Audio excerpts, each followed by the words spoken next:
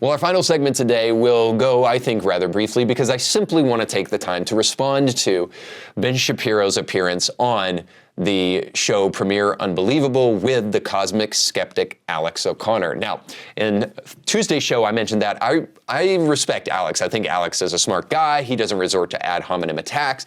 But I also made the assertion that many of you atheists will fly off the handle and just dislike, but it is what I truly think about the issue, that outside of the kind of ad hominem attacks of the Dawkinses of the world and the Christopher Hitchens of the world, atheism really has some large, huge holes in it that it can't really justify. And I think in the past, atheists have tried to make up for the logical inconsistencies of atheism with ad hominem attacks, with kind of indignation and with volume and with witticisms. They've made up for their lack of ability to truly argue for their position with those kind of things. Now, let me try to be fair and just to say this, that more generally speaking, I just think that the claim of atheism is far too hubristic, and a more modest claim of agnosticism should be given by atheists out there.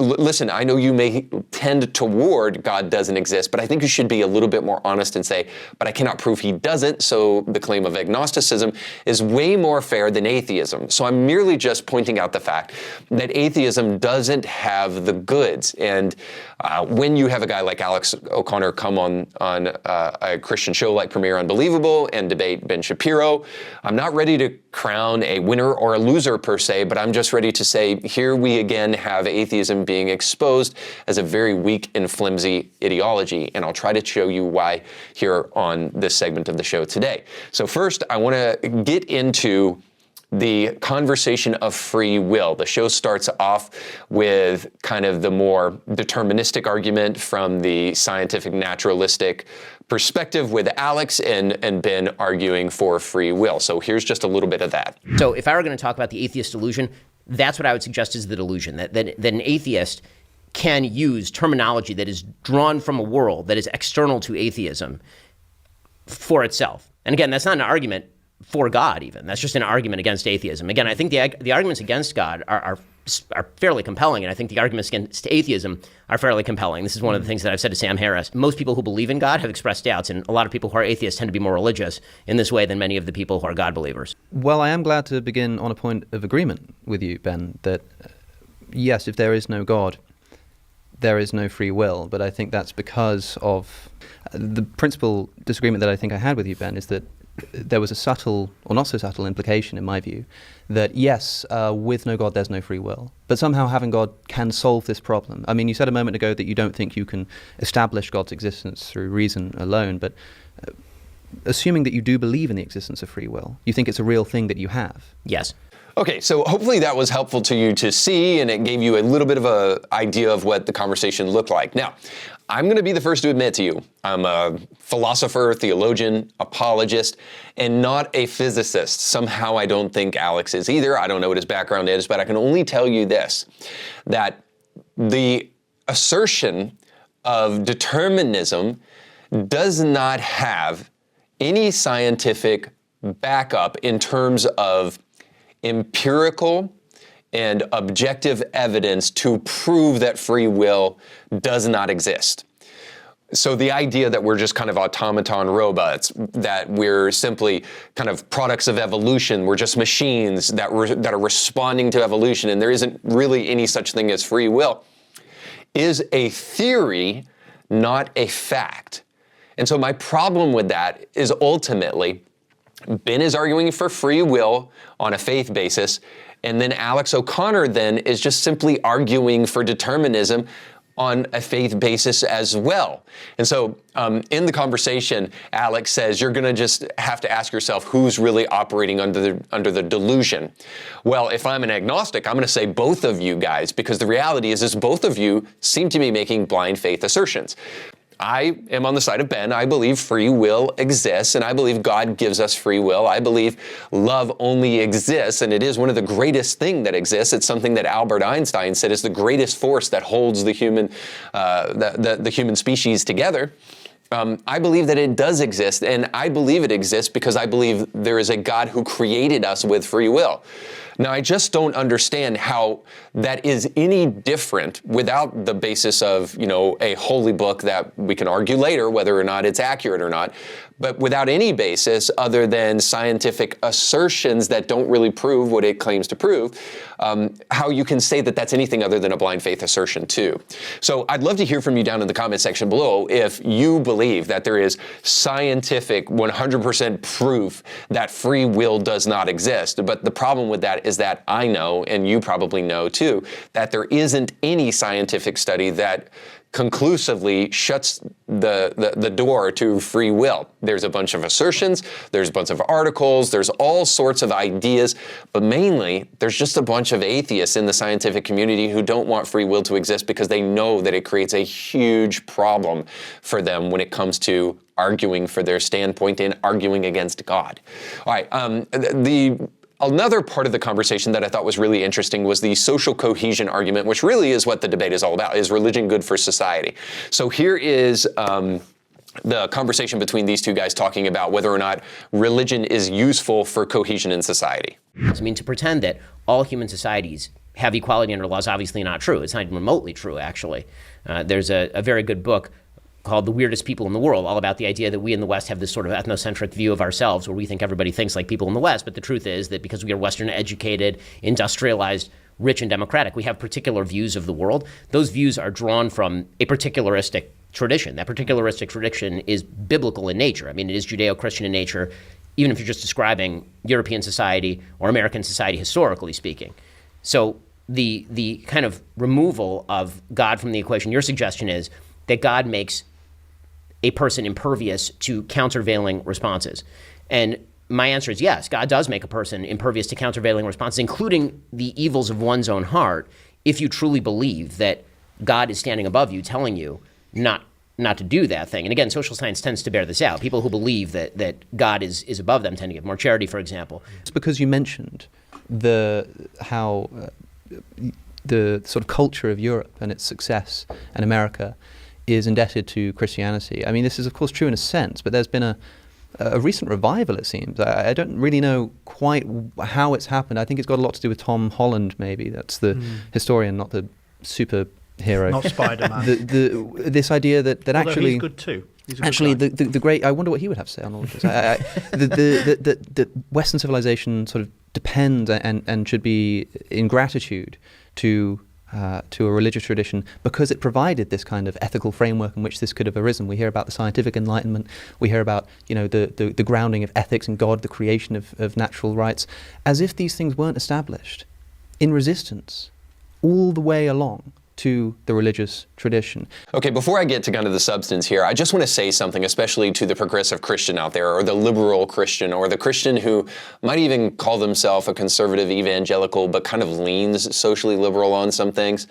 The reality is that where Christianity is the strongest, that is where cultural revivals are happening the best. There's this idea of the more Christians become wishy-washy on issues and the more liberalized they become on issues, the better it is for the Christian faith and the more accepting it is and the more big tent we become as Christians.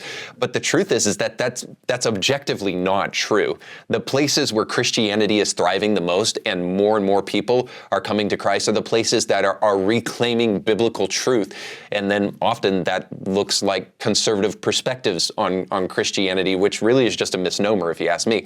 I'm just going to call it a biblical perspective, which is classified as conservative, but really biblical perspectives where those things are appreciated and upheld. That's where the church is thriving all over the world. It's where Christianity is being liberalized, like in America, where it is really struggling. So the further we get from, so I know it's odd, the further we get from the Jesus of Scripture, the further we get from Christianity, and the less Christianity really holds an appeal for people in society.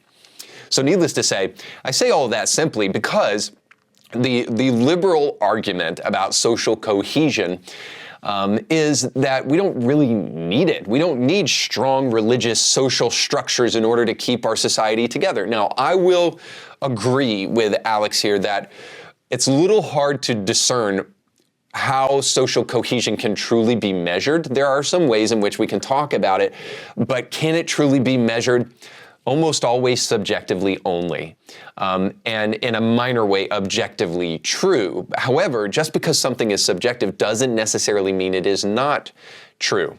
So you might be able to say, you can't objectively prove that your wife loves you, but it is nonetheless true that my wife does love me. I can't objectively prove to you necessarily that red exists, but it does. Or I can't subjectively, prove to you that hate exists. I might be able to show you the implications of hate, but the actual the feeling, the emotion of hate. But I think we all know that it does. So ultimately, I would just say, simply because we don't have an objective metric to detail whether or not social cohesion really is objectively measured and whether or not religion plays into that, shouldn't undermine the fact that I think we all generally know that social structures make up a society, and one of those social structures in every single civilization throughout the history of the world has been religious societies. And so religion does play a part and an important role in society in helping us kind of cohere as a society. All right, probably the most viral clip from their conversation is where Alex O'Connor is kind of like really drilling Ben on the subject of slavery. So here's a little bit of that. A divine revelation has to be given to human beings who are capable of following that in the time. Again, that's part of the difficulty of I think rebutting religion in a certain sense, because again, it seems wiggly, but it really isn't, in the sense that if you believe, as I do, in a God who spoke to human beings in some form or fashion and has to speak to them on a level that they can understand, in ways they can understand, then that immediately is going to discount the ability to do a lot of very radical things that would have appeared radical in 1200 BC, but now appear to be commonplace for us. Yes, I understand this argument, and I've heard it many times.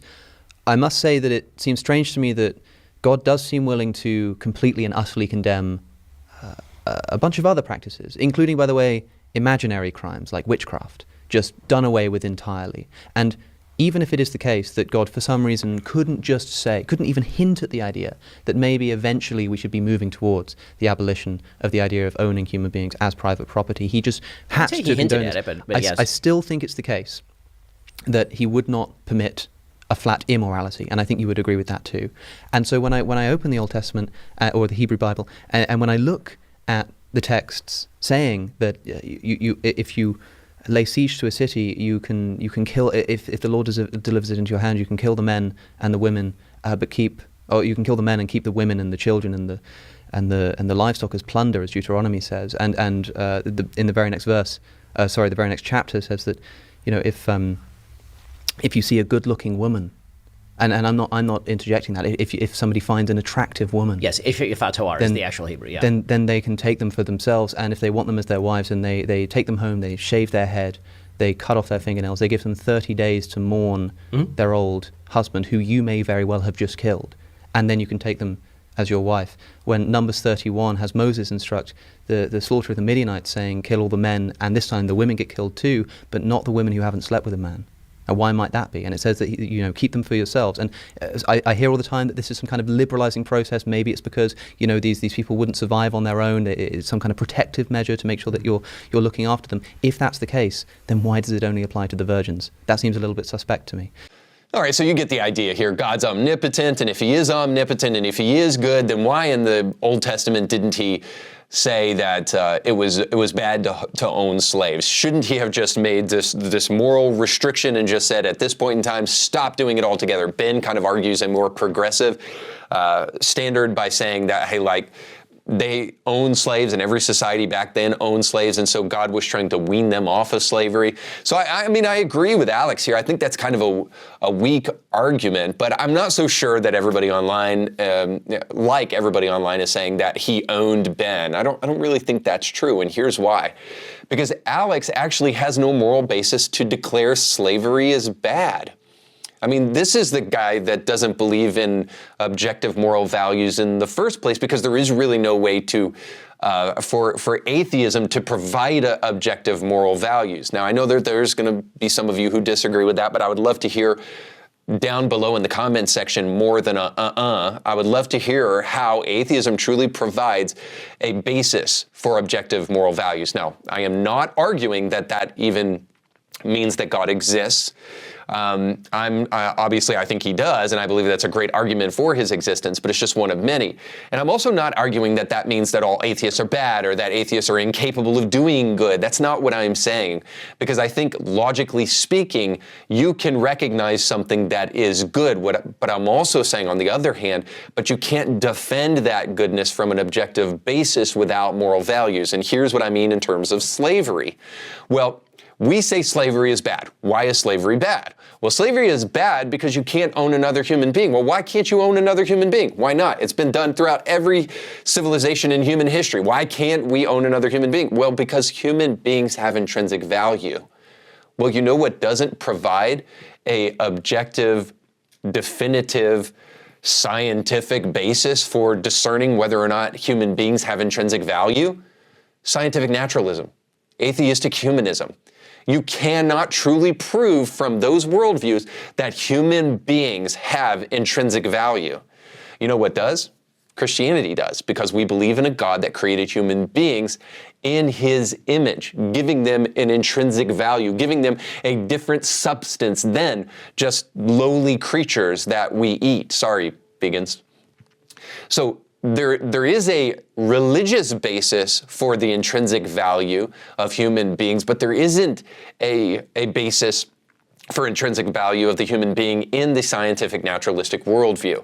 And again, this goes back to the beginning of the debate here, where Alex O'Connor really thinks that we're just mindless automatons. We're robots that are just dancing to our DNA. We don't even have free will. We don't make our own decisions because we're just machines that are programmed to adapt, which, by the way, who programmed us? We're just programmed to adapt to evolution, and evolution kind of produces these things in us. Evolution produces these moral claims in us. Well, the problem with that is that that doesn't provide the dignity of the individual human being, especially like Christianity does, saying that we are a creation of a creator God and created on purpose for a purpose. Only Christianity gives you that. And more broadly, I would say, the major religions of the world, or Judeo-Christianity, brings you the idea of the imago Dei, that we are created in God's image with intrinsic value that deserves to be respected. So this idea of the other and honoring the other might be able to be discerned logically, but when you get to the underpinnings of whether or not you can justify that logic, well, now you have to insert religious claims, and now you're making a religious statement, which is something Alex O'Connor doesn't want to do. So I don't even know, he might have cornered Ben in terms of the way he was arguing that subject, but I think it's all vain and it's all for naught, because Alex O'Connor can't really justify slavery as being bad in the first place. So what are we even talking about? Ultimately, the religious emerges, and you have to realize that there's some arguments that religious people have that need to be taken seriously. And this is how I'll close, because this is the real problem at the end of the day. The atheist wants to ad hominem attack and wants to resort to personal attacks against religious people rather than taking the claims seriously. And so I have an exhortation to all of you watching. Take the religious claims that Christians, especially Christian apologists, make and entertain them. Think about them for 3 seconds before you fight against them. And you might find that they actually have a lot of important things to say about society and about you in particular. Moreover, I'd encourage you to watch old William Lane Craig videos. In fact, I'll link one down in the description of this podcast below, where you can see Craig own atheists over and over and over again. I pray that it will sink this time far beyond your ideology and into your heart, where you can then start to really grapple with the faith claims of Christians. Because the more we see our society unravel, you might have to come to the conclusion that one of the things that was holding it together was the very thing that atheists and agnostics are fighting against. And the more we reclaim it, the better off we'll all be. All right, that's all the time we have for today. Thanks so much for watching. Don't forget to like, share, and subscribe, and go with God. So you just got done watching a small excerpt of a much larger episode. You can find the link to that full episode down below in the description of this video. So you definitely want to check that out, because if you like that clip, you'll like the much larger episode. And while you're at it, don't forget to like, share, and subscribe, and click that little bell to be notified when great new episodes of Indie Thinker come your way. Thanks for watching.